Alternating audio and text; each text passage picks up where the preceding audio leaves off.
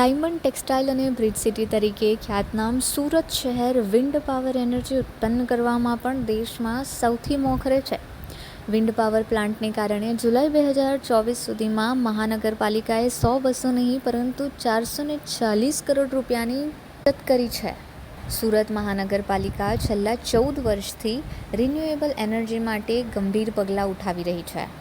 સુરત મહાનગરપાલિકા દ્વારા લગભગ વિન્ડ પાવરની વાત કરીએ તો લગભગ ઓછામાં ઓછા આખા ગુજરાતની અંદર 6 લોકેશન ઉપર પોરબંદર, કચ્છ, જામનગર આમ 6 લોકેશન ઉપર આપણે વિન્ડ પાવર પ્લાન્ટ અત્યાર સુધી સ્થાપ્યો છે. એની લગભગ 38.70 મેગાવોટ કેપેસિટીનો આ પ્લાન્ટ છે અને એની કેપિટલ કોસ્ટ જેને ઇન્સ્ટોલેશન કરવાની પાછળ 258 કરોડ રૂપિયાનો સુરત મહાનગરપાલિકાને એનો ખર્ચ થયો છે. એની સામે સુરત મહાનગરપાલિકાને અત્યાર સુધીમાં 440 કરોડ 35 લાખ રૂપિયા જેટલું આપણે ઇલેક્ટ્રિસિટીમાંથી ઇલેક્ટ્રિક બિલમાં આપણે સેવિંગ કરી શક્યા છે. એટલે તમને ખ્યાલ છે પવનચક્કી જે વીજળી જનરેટ કરે એમાં આપણે ઇલેક્ટ્રિસિટી બિલ આવે એના આપણને સેટ ઓફ મળતા હોય છે પૈસા. એટલે આપણે વન ટાઈપ ઓફ સેવિંગ જ છે ઇલેક્ટ્રિસિટી જનરેટ કરીએ તો. દેશભરમાં સૌથી વધુ એનર્જી વિન્ડ પાવર પ્લાન્ટથી ઉત્પન્ન કરનાર સુરત શહેર એકમાત્ર શહેર છે અને સુરત મહાનગરપાલિકાએ ગુજરાતભરમાં 6 વિન્ડ પાવર પ્લાન્ટ સ્થાપિત કર્યા છે. મહાનગરપાલિકાએ આ માટે કુલ 258 કરોડ ખર્ચા કર્યા છે, પરંતુ તેની સામે તેને લાભ બમણો થયો છે.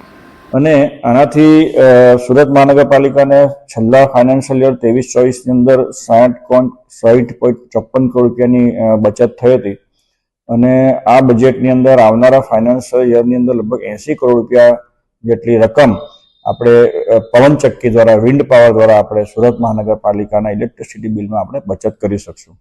સુરત મહાનગરપાલિકાએ ગુજરાતમાં પોરબંદરમાં 2, કચ્છના નખત્રાણામાં 3, જામનગરની અંદર 1 વિન્ડ પ્રોજેક્ટ સ્થાપ્યો છે. આશરે 37.70 મેગાવોટના 258 કરોડના 6 પ્લાન્ટ છે. હું વિન્ડ પાવરની વાત કરું તો નવા પ્રોજેક્ટ જે છે જે પવનચક્કીનો એ લગભગ 6.3 મેગાવોટનો કેપેસિટીનો 10 વર્ષના ONM પર ઓપરેશન અને મેન્ટેનન્સ પણ જે તે કંપની આ નાખશે પવનચક્કી તેણે જ એનું ONM કરવાનું છે. એનું વાંકાનેડા એટલે મોરબી પાસે આપણે નવો પ્લાન્ટ સ્થાપવા જઈ રહ્યા છે. એની 56.09 કરોડની એની કેપિટલ કોસ્ટ છે.